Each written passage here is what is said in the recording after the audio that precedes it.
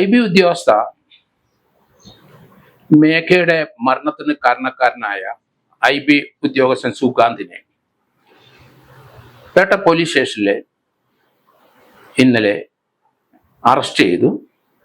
Police സ്റ്റേഷനിൽ അന്വേഷണം തുടങ്ങി. അദ്ദേഹത്തിൻ്റെ ബന്ധുക്കളെ ആരും പോലീസ് സ്റ്റേഷനിലെ പരിസരത്ത് കണ്ടില്ല. അതേസമയത്ത് മേഘയുടെ പിതാവും അങ്കിളും അവരുടെ ബന്ധുക്കളുമൊക്കെ പേട്ട പോലീസ് സ്റ്റേഷനിൽ ഹാജരായി. 2025 ഈ സംഭവം ഉണ്ടായത്.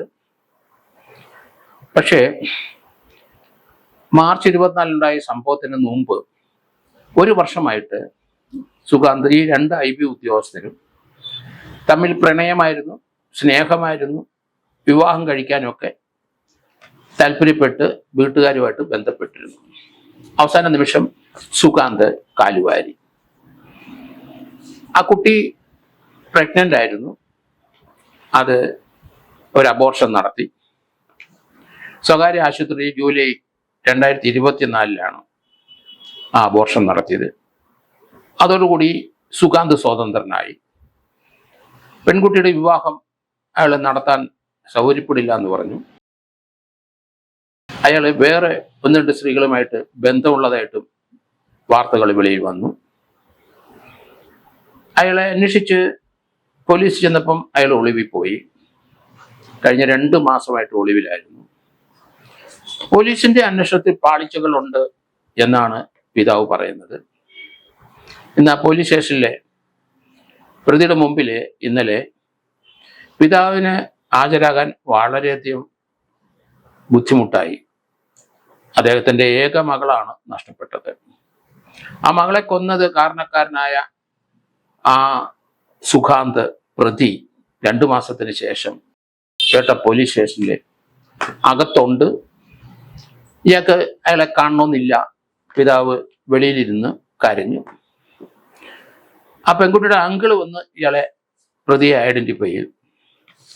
അയാള് അക്ഷോഭ്യനായി മുഖത്ത് നോക്കാതെ തല കുനിച്ചു നിന്നു. ഈ പ്രതിയെ അവർ ഐഡന്റിഫൈ ചെയ്യണമായിരുന്നു. ചിലർ ഐഡന്റിഫൈ ചെയ്യും. പിതാവ് കണ്ടിട്ടുണ്ടാവും. നേരത്തെ കണ്ടിട്ടുള്ളത് കൊണ്ട് ഇയാളെ അറിയാം. അയാളെ കാണാത്ത ചില ആൾക്കാർ അയാളെ കണ്ട് ഐഡന്റിഫൈ ചെയ്തു. അന്വേഷണത്തിന്റെ ഭാഗമാണ്. ഇനി അയാളെ കൊണ്ട് ചാക്കയിൽ ആ പെൺകുട്ടി ആത്മഹത്യ ചെയ്ത സ്ഥലത്ത് കൊണ്ടുവരും.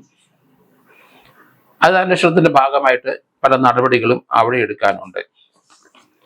IB ഉദ്യോഗസ്ഥനെ 2 മാസം പോലീസ് അന്വേഷിച്ചിട്ട് കണ്ടെത്തിയില്ല. പേട്ട പോലീസിന് എതിരായിട്ട് പിതാവ് സംസാരിച്ചു. പോലീസ് ഉദ്യോഗസ്ഥർക്ക് പാകപ്പെട സംഭവിച്ച ഇക്കാര്യത്തിൽ അന്വേഷണത്തിന്റെ സമയത്ത് പ്രതി കേരളം വിട്ടു പോയി എന്നാണ് പേട്ട പോലീസ് വിചാരിച്ചത്.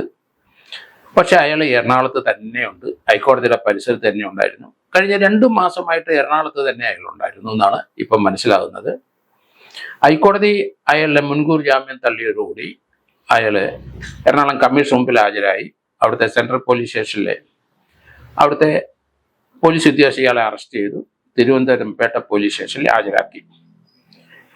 ഈ മാർച്ച് 24, 2020 കഴിഞ്ഞ വർഷം ഇവര് ഈ IB ഉദ്യോഗസ്ഥനും ഇവരും തമ്മിലുള്ള ബന്ധങ്ങൾ അത്രയും കാലഘട്ടത്തിനിടയ്ക്ക് നല്ല ശക്തമായ ബന്ധങ്ങളുണ്ടായിരുന്നു. അവർ വിവാഹം കഴിക്കാൻ ആഗ്രഹിച്ചു എന്ന് പറഞ്ഞിട്ടാണ് ആ പെൺകുട്ടിയെ ചതിച്ചത്. അത് തന്നെയല്ല, ഇയാള് അവരിൽ നിന്ന് ധാരാളം 3,72,75,000 അല്ലെ 3.5 ലക്ഷത്തിന് അടുത്ത രൂപ അക്കൗണ്ടിലേക്ക് ട്രാൻസ്ഫർ ചെയ്ത് തട്ടിയെടുത്തു എന്നുള്ള ആരോപണമുണ്ട്. പെൺകുട്ടി ട്രെയിൻ തട്ടി മരിക്കുന്ന തൊട്ടു മുമ്പ് അവസാനം വിളിച്ചതും ഇയാളെയാണ്. ലാസ്റ്റ് മിനിറ്റിൽ അതിൽ മോചിതയാകും എന്നവൾ പ്രതീക്ഷിച്ചു. പക്ഷെ ഇയാള് ഈ പെൺകുട്ടിയെ ചതിച്ചു. ആ പെൺകുട്ടിയുമായി ലൈംഗിക ബന്ധം ഏർപ്പെട്ടു. ആ പെൺകുട്ടിയെ പ്രഗ്നൻ്റ് ആക്കി. അത് ഇയാളുടെ ശ്രമഫലമായി സ്വകാര്യ ആശുപത്രിയിൽ അത് അബോർട്ട് ചെയ്ത് കളഞ്ഞു. അതിനുശേഷം ആ പെൺകുട്ടിയെ ഉപേക്ഷിച്ച രീതിയിലാണ് പിന്നീടുള്ള ജീവിതം. ഇയാള് പെൺകുട്ടി മരിച്ചു എന്നറിഞ്ഞപ്പം ഇയാൾ മുങ്ങി. എപ്പോഴാണ് ചാകുന്നത് എന്ന് കൂടെ ചോദിക്കുമായിരുന്നു. അത്ര ടീസ് ചെയ്ത് കളിയാക്കി ആ പെൺകുട്ടിയെ മേഘയെ വ്രണപ്പെടുത്തി എന്നുള്ളതാണ്. അയാളെ പല ചാറ്റുകളും മെസ്സേജുകളും എല്ലാം അയാൾ ഡിലീറ്റ് ചെയ്ത് കളഞ്ഞു. പിന്നെ ടെലിഗ്രാമിലാണ് അയാൾ ചാറ്റ് നടത്തിയത്. അപ്പോഴാണ് ഇയാൾ ചോദിക്കുന്നത്, ടെലിഗ്രാം അത് ക്ലൗഡിൽ കിടക്കുന്ന ഒരു സൈറ്റാണ്, അതുകൊണ്ട് അതിൽ നിന്ന് ലഭിക്കില്ല എന്നാണ് ഈ മണ്ടൻ വിചാരിച്ചത്. ഏതായാലും അതിനകത്താണ് അവസാനം പോലീസ് കണ്ടെത്തിയത്. എപ്പോഴാണ് നീ ചാകുന്നത്? ഞാൻ കല്യാണം കഴിച്ചില്ലേ, ചാകും എന്ന് പറഞ്ഞപ്പോൾ ഇയാള് കൂടെ ചോദിക്കുക എപ്പോഴാണ് ചാകുന്നത്. ഇതൊക്കെ വളരെ എവിഡൻസ് ആണ്. അപ്പൊ പ്രേരണ കുറ്റത്തിന് അത് ധാരാളം എവിഡൻസ്, അത് മതി. അതിനതുപോലെ തന്നെ അബോർഷൻ, അത് ആ കുട്ടിക്ക് വില്ലിങ് അല്ല, അത് ഒരു ക്രിമിനൽ അബോർഷന്റെ പരിധിയിൽ കൊണ്ടുവരും എന്ന് എനിക്ക് തോന്നുന്നു പോലീസ്. കുട്ടി വില്ലിങ് അല്ലായിരുന്നു, ഇയാൾ നിർബന്ധിച്ച് അയാളുടെ സാന്നിധ്യത്തിൽ സ്വകാര്യ ആശുപത്രിയിൽ ക്രിമിനൽ അബോർഷൻ നടത്തിയതിന്റെ പിറ്റേ ദിവസം അയാൾ രക്ഷപ്പെട്ടു. അതിനുള്ള എവിഡൻസുകളെല്ലാം പെൺകുട്ടിയുടെ ബാഗിനകത്ത്, കിറ്റിനകത്ത് നിന്ന് പോലീസ് കണ്ടെത്തി. ഏത് ഹോസ്പിറ്റലാണെന്നും എവിടെയാണ് അബോർഷൻ നടത്തിയതെന്നും അതിനുള്ള മെഡിസിൻസ് എന്തൊക്കെയാണ് കഴിച്ചതെന്നൊക്കെയുള്ള വിവരങ്ങൾ എല്ലാം വെളിയിലോട്ട് വന്നു കഴിഞ്ഞു. ഇപ്പോഴേ അത് ആ ക്രിമിനൽ അബോർഷൻ ജൂലൈയിലാണ് 2024 നടത്തിയത്. ചുവാടത്ത് തന്നെ സ്വകാര്യ ആശുപത്രിയിലായിരുന്നു. എന്തായാലും ഇപ്പോഴ് പോലീസ് സ്റ്റേഷനിലെ അന്വേഷണവുമായിട്ട് ഇയാൾ ബന്ധപ്പെട്ട് നിൽക്കും. ഇനി ഇയാളെ റിമാൻഡ് ചെയ്ത് പോലീസ് കസ്റ്റഡി വാങ്ങാനുള്ള സാധ്യത കൂടുതലാണ്. ഇയാൾ വേറെ 1-2 പെൺകുട്ടികളെ ഇതുപോലെ ലൈംഗികമായി ചൂഷണം ചെയ്തു എന്നും വാർത്ത വരുന്നുണ്ട്. ഇയാൾ കഴിഞ്ഞ തിങ്കളാഴ്ച 26-ാം തീയതിയാണ് ഇയാൾ എറണാകുളത്ത് അവിടുത്തെ സെൻട്രൽ പോലീസ് സ്റ്റേഷനിലെ പോലീസ് ഉദ്യോഗസ്ഥന്റെ മുമ്പിൽ കീഴടങ്ങിയത്.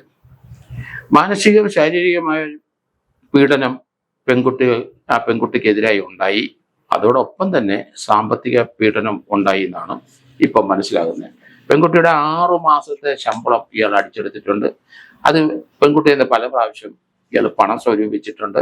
ഇയാൾ പെൺകുട്ടിയുടെ കാറ് ഇയാൾ നിത്യം ഉപയോഗിക്കുന്നുണ്ട്, മിസ്യൂസ് ചെയ്തിട്ടുണ്ട്. പെൺകുട്ടിയുടെ പിതാവ് വാങ്ങിച്ചു കൊടുത്ത കാറ് ഓഫീസിൽ പോയാനും അവരുടെ റെന്റഡ് ഹൗസിൽ അവിടെ വള്ളക്കടവിൽ അവർ താമസിക്കുന്ന സ്ഥലത്ത് വരാനും ഒക്കെ വേണ്ടിയിട്ടാണ് ആ കാറ് പെൺകുട്ടിക്ക് വാങ്ങിച്ചു കൊടുത്ത ഏക മകളാണ്. അതുകൊണ്ട് അതിനെ പുനരിച്ച് വളർത്തിക്കൊണ്ടുവന്ന് IB ട്രെയിനിങ് കഴിഞ്ഞ് IBയിലെ ഒരു ഉദ്യോഗസ്ഥയാക്കി അവർ സമാധാനപരമായ ഒരു ജീവിതം ആ കുടുംബം നയിക്കുകയായിരുന്നു. പിതാവ് ആ പെൺകുട്ടിയുടെ ഒപ്പം തിരുവനന്തപുരത്ത് വാടക വീട്ടിൽ താമസിക്കുന്നു. അതോടൊപ്പം തന്നെ ആ പെൺകുട്ടിയുടെ അമ്മ പാലക്കാട് കളക്ടറേറ്റ് ജോലിയാണ്. ഏതായാലും ഈ മാർച്ച് 24, 2025 സൂയിസൈഡ്, അതിന് 1 വർഷം മുമ്പ് മുതൽ ഇവർ തമ്മിൽ മാനസികമായി തമ്മിലാകുന്നിട്ടില്ല. അയാളാണ് അകന്ന് പൊയ്ക്കൊണ്ടിരുന്നത്. പെൺകുട്ടിയെ സ്വീകരിക്കാൻ അയാൾ തയ്യാറല്ല എന്നാണ് ഇതിൽ നിന്ന് വരുന്നത്.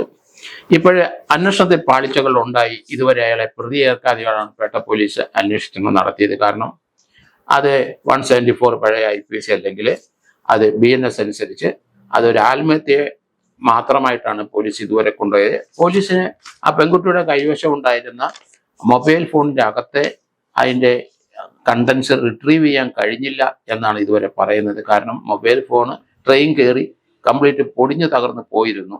അതുകൊണ്ട് അയാള് ആ അന്വേഷണ ഉദ്യോഗസ്ഥൻ അതിൻ്റെ അകത്തെ കണ്ടൻസ് അവർക്ക് ലഭിച്ചില്ല എന്നാണ് വരുന്നത്. എന്തായാലും പോലീസിന്റെ ഭാഗത്ത് വലിയ വീഴ്ച ഉണ്ടായി എന്നുള്ള കാര്യത്തിൽ യാതൊരു സംശയമില്ല. കാരണം എറണാകുളത്ത് ഹൈക്കോടതിയുടെ പരിസരത്ത് ഏതോ ഫ്ലാറ്റിലായിരിക്കാം ഇയാൾ 2 മാസമായിട്ട് അവിടെ താമസമുണ്ടായിരുന്നു. അത് ലൊക്കേറ്റ് ചെയ്യാൻ അവർക്ക് സാധിച്ചില്ല.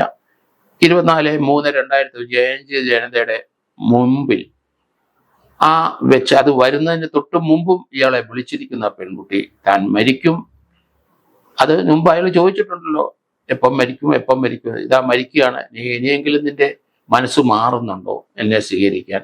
ഇല്ല എന്ന് ഉറപ്പാക്കിയപ്പം ആ പെൺകുട്ടി ട്രെയിൻ വരുന്ന ആ സന്ദർഭം വരെ ട്രെയിൻ പാളത്തപ്പെടുന്ന മൊബൈലിൽ കൂടെ ഇയാളുമായിട്ട് സംസാരിച്ചിരുന്ന ആ പെൺകുട്ടി ട്രെയിൻ അടുത്തെത്തിയപ്പം പാളത്തിലേക്ക് തല വെച്ച് കൊടുത്തു, ആത്മഹത്യ ചെയ്തു. അത്ര മാനസിക സംഘർഷത്തിലും ആണ് ആ പെൺകുട്ടി ആത്മഹത്യ ചെയ്തത്. എന്തായാലും ഈ പിതാവ് ഇപ്പം പോലീസ് സ്റ്റേഷനിൽ വന്ന് അവനെ കാണാൻ കൂടി അദ്ദേഹത്തിന് മാനസികമായുള്ള ധൈര്യമില്ല.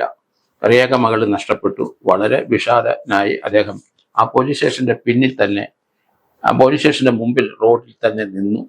ദൂരെ നിന്ന് ഇയാളെ കണ്ടിട്ടുണ്ടാവും. ബാക്കി അങ്കിളും മറ്റു ബന്ധുക്കളും അകത്ത് കയറി ഈ പ്രതിയെ കണ്ട് തിരിച്ചറിഞ്ഞിട്ടുണ്ട്. അങ്ങനെ അന്വേഷണമായിട്ട് പോലീസ് മുന്നോട്ട് പോവുകയാണ്. അത് തീർച്ചയായിട്ടും കസ്റ്റഡി വാങ്ങിച്ചിട്ട് ഫർദർ ഇൻവെസ്റ്റിഗേഷൻ. അയാൾ എങ്ങനെയാണ് ഈ സാമ്പത്തികമായി ഈ കുട്ടിയുടെ പണം മുഴുവൻ അടിച്ചെടുത്തത്, അത് എന്തിനാ, അതൊക്കെ അയാൾ വിശദീകരിച്ച് പോലീസിൻ്റെ അടുത്ത് പറഞ്ഞു. എന്ത് ഉദ്ദേശത്തിലാണ് അങ്ങനെ ചെയ്തത്, കുട്ടിയോടുള്ള അതമ്യ ആ സ്നേഹമാണ്, അത് കുട്ടിയുടെ പണം തട്ടിയെടുക്കാൻ വേണ്ടി മാത്രമാണോ ഇയാൾ ആ പെൺകുട്ടിയെ പ്രേമിച്ചത്? അങ്ങനെയെങ്കിൽ ഇയാൾ പീഡിപ്പിച്ച വേറെ സ്ത്രീകളുണ്ടെങ്കിൽ 1-2 ഉണ്ടെന്ന് പറയുന്നു. അവരുടെയും പണം ഇതുപോലെ തട്ടിയെടുത്തിട്ടുണ്ടോ? ഇയാൾ ഒരു ക്രിമിനലാണ്. അയാളെ ഏതായാലും IB പിരിച്ചുവിട്ട് കഴിഞ്ഞു. ഇനി തിരിച്ചയക്ക് കയറാൻ ഒക്കില്ല. ഈ കേസിനകത്ത് കൃത്യമായിട്ട് അയാൾക്ക് ഒരു 10 വർഷത്തെ ശിക്ഷ ഉറപ്പ് തന്നെ. കാരണം അബറ്റ്മെന്റ് ടു കമ്മിറ്റ് സൂയിസൈഡ്, പ്രേരണ കുറ്റം, മരണത്തിലുള്ള പ്രേരണ കുറ്റത്തിന് കൃത്യം ഇൻഗ്രീഡിയൻസ് ഇതിനകത്ത് വന്നതുകൊണ്ട് ഇയാൾ ജയിലിൽ തന്നെ കിടക്കും എന്നുള്ള കാര്യത്തിൽ യാതൊരു സംശയവുമില്ല.